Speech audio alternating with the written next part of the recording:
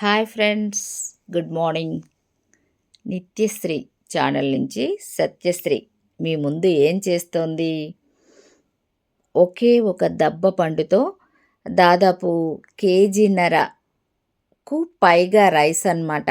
అది చూడండి ఎంత పులుపు వచ్చిందో రైస్ అయితే. నిజంగా నేను పులుపు తగ్గుతుంది ఇంత రైస్ కలిపాను అనుకున్నాను.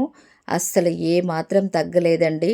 ఈ సీజన్లో విరివిగా లభించే దబ్బకాయల్ని మాత్రం ఇలా పులిహోర చేసుకోవచ్చు.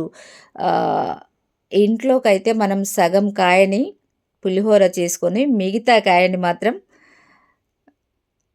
పప్పులోకి వాడుకోవచ్చు. ఏం చేయాలో గుర్తురాక అలా అంటున్నాను.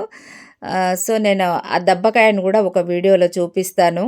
దాదాపు అందరికీ తెలుసు. మనము స్టోర్ కూడా చేసుకోవచ్చు. Okay friends, bye.